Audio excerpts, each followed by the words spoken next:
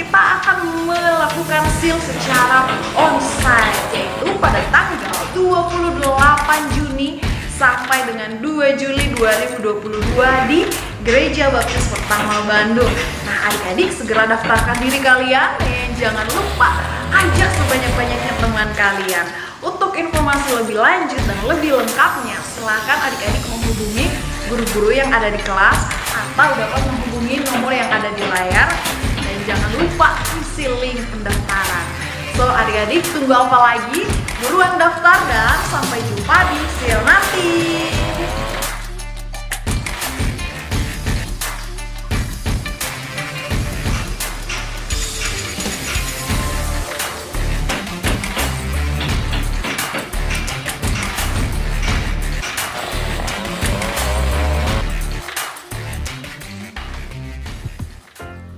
Halo teman-teman, shalom. Selamat datang di Sekolah Minggu Gereja Baptis Pertama Bandung. Sebelum kita memulai Sekolah Minggu kita hari ini, mari kita berdoa terlebih dahulu. Mari kita berdoa. Tuhan Yesus, terima kasih untuk hari ini. Kita mau Sekolah Minggu.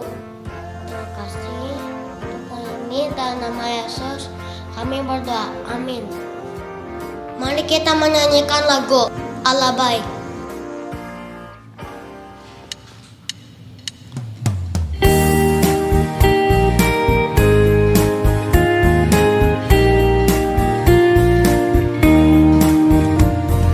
God is so good.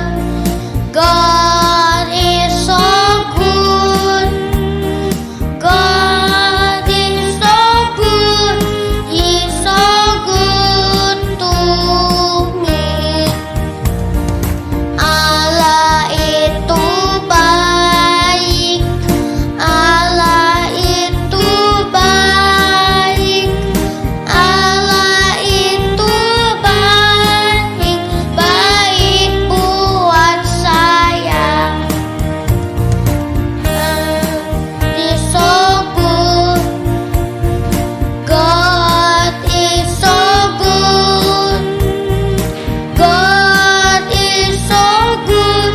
He's so good to me.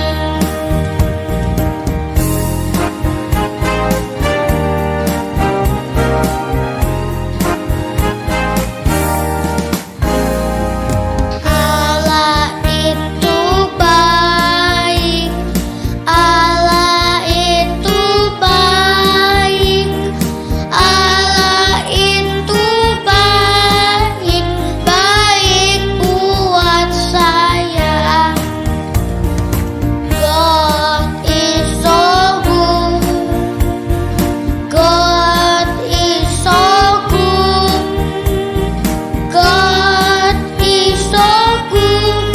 Is so good to me. Is so good. Is so good to me.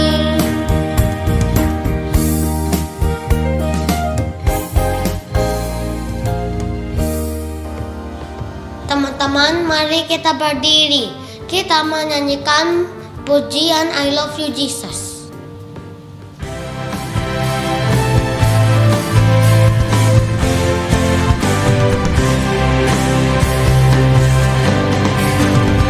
I love you, Jesus, deep down in my heart. I love you, Jesus, deep down in my heart. Down, deep, deep, deep down.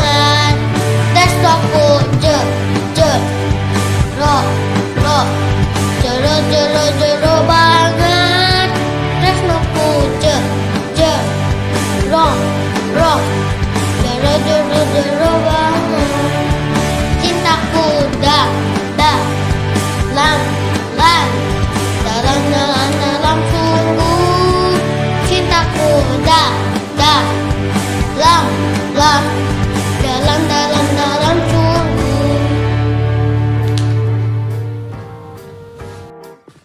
Silakan duduk teman-teman. Saat ini kita akan mendengarkan firman Tuhan.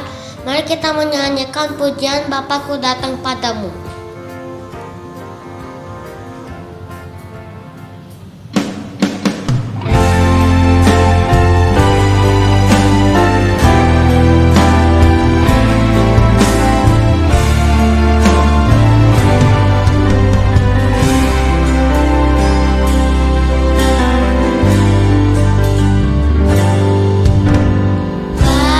Bapakku datang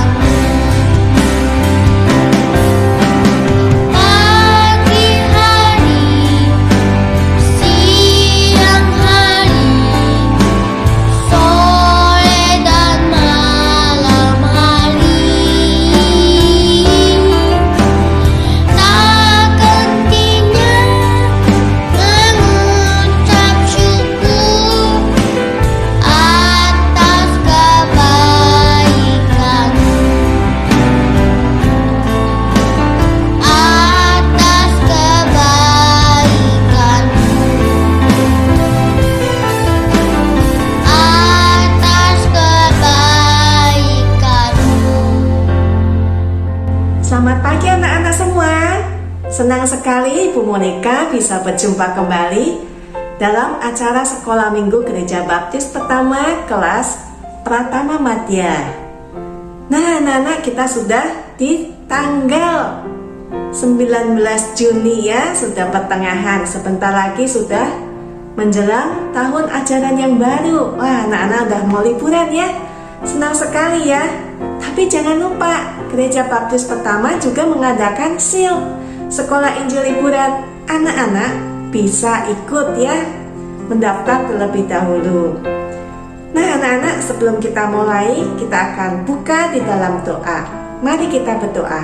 Terima kasih Tuhan Yesus atas berkat-Mu kepada kami. Kami bersyukur Engkau mengasihi kami, menjagai dan melindungi kami. Hingga saat ini kami boleh bersekolah minggu bersama-sama. Terima kasih Tuhan. Saat ini kami rindu untuk mendengarkan firman-Mu. Tolong kami dan jadikan kami pelaku firman-Mu. Hanya di dalam nama Tuhan kami Yesus Kristus, kami berdoa dan mengucap syukur. Amin. Anak-anak, hari ini kita sudah sampai pada perintah keberapa? Ya, betul, ke-10 ya. Coba kita ingat kembali perintah dari perintah 1 sampai perintah ke-9. Ada yang ingat? Ayo, siapa yang ingat? Kalau ada yang ingat, boleh maju ke gurunya masing-masing. Bilang, aku ingat ya, ngafalinya. Barangkali gurunya mau ngasih hadiah nanti ya. Hebat soalnya. Yuk kita ulang lagi ya. Perintah pertama, jangan ada apa? Jangan ada padamu Allah lain di hadapanku. Yang kedua, jangan membuat patung yang menyerupai apapun dan sujud menyembahnya. Yang ketiga, jangan menyebut nama Tuhan Allahmu dengan sembarangan. Yang keempat, ingatlah dan kuduskanlah hari Sabat. Yang kelima, hormatilah ayahmu dan ibumu. Yang keenam, jangan apa? Jangan membunuh. Yang ketujuh, jangan berzina. Yang kedelapan, jangan mencuri. Yang kesembilan yang minggu lalu, jangan mengucapkan saksi dusta tentang sesamamu. Kita buka Alkitab kita di Keluaran 20 ayat 17 ya. Jangan mengingini rumah sesamamu, jangan mengingini istrinya, atau hambanya laki-laki atau hambanya perempuan, atau lembunya, atau keledainya, atau apapun yang dipunyai sesamamu. Yuk, sebelum kita membahas lebih lanjut, kita akan menonton video singkat berikut ini. Kebun anggur Nabot. Pada zaman dahulu, Israel mempunyai seorang raja bernama Ahab dan permaisurinya yang jahat bernama Isabel. Raja Ahab memiliki istana yang megah dengan kebun yang indah, dengan bunga-bunga dan buah-buahan yang subur. Ada seorang petani bernama Nabot. Ia memiliki kebun anggur dekat istana Raja Ahab. Suatu hari, Raja Ahab datang ke rumah Nabot untuk membeli kebun anggurnya.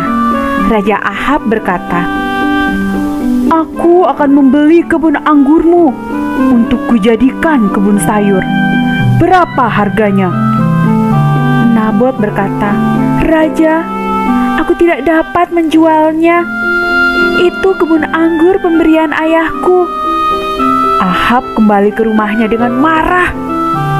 Lalu datanglah Isabel dan berkata, "Nabot menolakmu memberikan kebun anggurnya. Serahkan padaku." Isabel lalu menulis surat kepada tua-tua di kota itu bahwa Nabot telah mengutuk Tuhan dan raja. Nabot akhirnya dilempari batu sampai mati karena kebohongan Isabel. Ahab lalu pergi ke kebun anggur itu untuk mengambilnya. Lalu Nabi Elia datang kepadanya. Nabi Elia berkata, "Ahab, kamu dan Isabel telah melakukan hal yang sangat jahat. Maka Tuhan akan menghukum kalian seperti kalian membunuh Nabot." Ahab menjadi takut dan menyesal. Dia mohon ampun pada Tuhan. Perintah ke-10 mengajar kita bahwa mengingat memerintahkan kita untuk tidak mengingini untuk diri kita sendiri hal-hal yang telah Allah berikan kepada orang lain ya. Nah, tadi kita sudah nonton video tentang siapa? Tentang kebun anggur Nabot ya. Pertanyaannya ya, mengapa Nabot menolak memberikan kebunnya kepada Ahab? Siapa yang tahu? Ya, karena kebun itu adalah pusaka dari nenek moyangnya ya, warisan ya, pemberian Allah bagi keluarganya turun-temurun. Jadi nggak mungkin Nabot mau menjualnya kepada Ahab ya. Juga dalam Yesaya 46 ayat 18, Yesaya 46 ayat 18 disebutkan, dan janganlah raja itu mengambil sesuatu dari milik pusaka rakyat sehingga mereka terdesak dari miliknya. Hanya dari miliknya boleh ia wariskan kepada siapa? Kepada anak-anaknya, supaya jangan seorang pun dari umatku didesak dari miliknya. Ini ada perintah Tuhan, nggak boleh raja itu ngambil milik pusaka rakyat. Setelah ditolak oleh Nabot, bagaimana sikap Ahab? Ahabnya kesal ya, gusar hatinya ya. Apakah kita juga seperti Ahab bila permintaan kita, keinginan kita tidak terpenuhi? Mungkin anak pernah ngambek ya, terus memberontak kepada orang tua, tidak menaati orang tua mungkin ya, siapa tahu ya. Nah, dosa mengingini itu menyebabkan dosa yang lebih banyak lagi dan lebih buruk lagi. Tadi dalam film tadi Isabel berbohong ya. Dia memakai meterai raja sehingga membuat surat untuk pemimpinnya mengira itu surat dari raja dan melakukannya ya, sehingga Nabot dibunuh. Setelah Nabot mati, Ahab merampas kebun anggur Nabot itu. Nah, lalu apakah Allah diam saja? Ternyata tidak. Allah melalui Nabi Elia menyampaikan pesannya. Apa pesannya? Bahwa Allah akan menghukum Ahab dan Isabel. Allah akan menghukum Ahab dan Isabel. Setelah mendengar pesan dari Allah melalui Nabi Elia, Raja Ahab merobek pakaiannya, lalu mengenakan pakaian kabung dan berpuasa. Dia menyesal. Melihat perbuatan Raja Ahab itu, Allah bermurah hati, tidak langsung menghukum Ahab, tapi pada keturunan berikutnya, generasi berikutnya, hukuman itu akan dijatuhkan. Kesimpulan dalam cerita kebun anggur Nabot, mengingini itu menyebabkan apa tadi? Kebohongan, pembunuhan, dan perampasan. Tapi karena kemurahan Allah, hukuman terhadap Ahab tidak akan dialami oleh Ahab, tetapi dialami oleh generasi berikutnya. Perintah ke-10 menuntut kita untuk memiliki sikap sepenuhnya puas dengan apa yang kita miliki, puas dengan keluarga kita, puas dengan latar belakang kita, puas dengan badan kita, tubuh kita, puas dengan harta yang kita miliki atau kesehatan dan lain-lain ya. Semuanya itu karena berkat Tuhan ya, kita harus puas karena itu semua berkat Tuhan. Yuk kita buka Alkitab kita di Lukas 12 ayat 15. Katanya lagi kepada mereka, berjaga-jagalah dan waspadalah terhadap segala ketamakan, sebab walaupun seorang berlimpah-limpah hartanya, hidupnya tidaklah tergantung daripada kekayaannya itu. Juga kita buka dalam 1 Timotius 6 ayat 7. 1 Timotius 6 ayat 7, sebab kita tidak membawa sesuatu apapun ke dalam dunia, dan kita pun tidak dapat membawa apa-apa keluar. Jadi buat apa kita menumpuk kekayaan ya? Kita tamak mengumpulkan harta sebanyak-banyaknya, disebutkan di Timotius 6. Kita waktu lahir nggak bawa apa-apa, kalaupun meninggal tidak bawa apa-apa. Jadi sifat ketamakan itu tidak ada gunanya ya. Mendapatkan semua yang kita inginkan tidak akan membuat kita lebih bahagia, lebih baik, lebih puas, atau bersyukur. Menjadi paling kaya, paling kuat, paling cerdas tidak akan membuat kita menjadi orang yang lebih baik atau lebih puas. Bahkan kadang-kadang memiliki lebih banyak hal malah membuat kita menjadi lebih tamak atau serakah.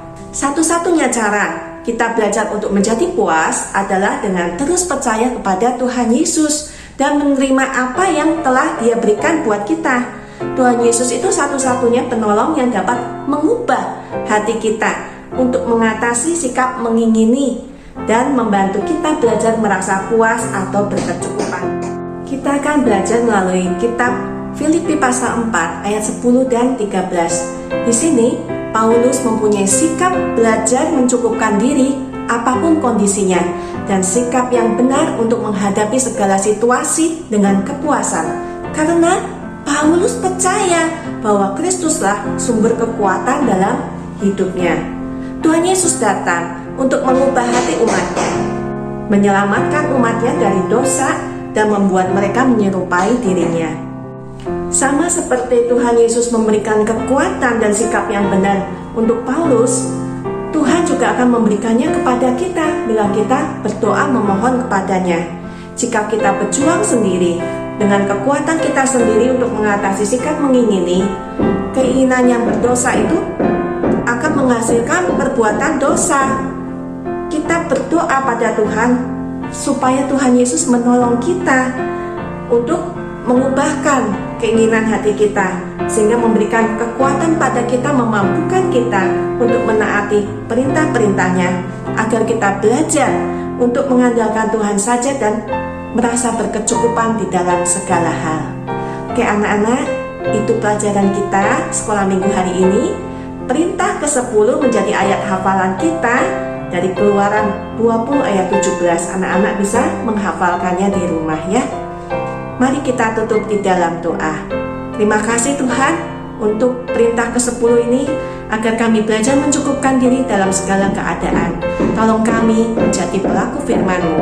Hanya di dalam nama Tuhan kami Yesus Kristus kami berdoa dan mengucap syukur. Amin. Oke anak-anak, sampai jumpa kembali dalam acara sekolah minggu berikutnya. Shalom, Tuhan Yesus memberkati. Sekian sekolah minggu kita hari ini. Tuhan Yesus memberkati. Sampai jumpa minggu depan. Dadah.